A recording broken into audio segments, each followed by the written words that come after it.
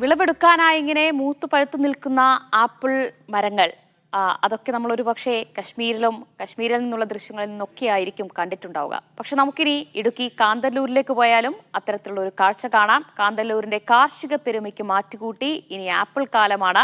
വിളവെടുപ്പിന് ഭാഗമായ ആപ്പിൾ തോട്ടങ്ങൾ സഞ്ചാരികൾക്ക് എന്നും ഒരു കൗതുക കാഴ്ചയാണ്. ആപ്പിൾ കൃഷിയിൽ വിസ്മയം തീർക്കുന്ന മുൻ KSEB ഉദ്യോഗസ്ഥന്റെ കാർഷിക വിശേഷങ്ങളാണ് ഇനി.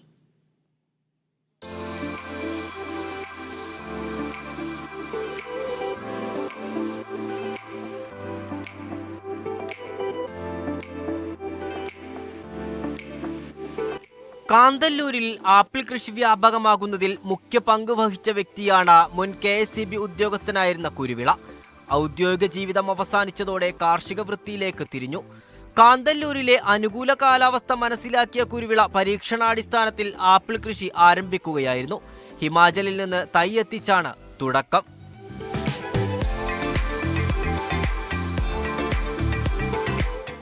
HRMN 99 എന്ന് പറഞ്ഞൊരു വെറൈറ്റി നോർത്ത് ഇന്ത്യയിൽ ഹിമാചലിൽ ഡെവലപ്പ് ചെയ്തിട്ടുണ്ട്.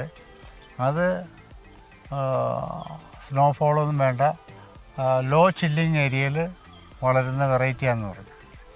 അങ്ങനെ അതിനെപ്പറ്റി അന്വേഷിച്ചിട്ട് അവിടുന്ന് കുറേ തൈകൾ കൊണ്ടുവന്നു. അത് ആണ് ഇപ്പം ഞാൻ ഈ പിടിച്ചിരിക്കുന്ന ഈ മരം.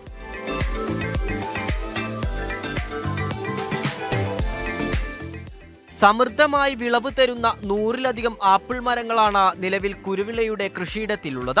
4 മുതൽ 18 വർഷം വരെ പ്രായമുള്ളവ ഇവയിൽ ഉൾപ്പെടുന്നു.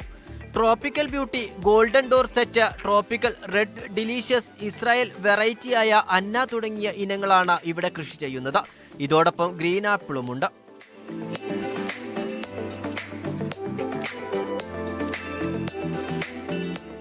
ആപ്പിളിനൊപ്പം പ്ലംസും അവക്കാഡോയും സ്ട്രോബെറിയുമൊക്കെ കുരുവിളയുടെ തോട്ടത്തിലുണ്ട്.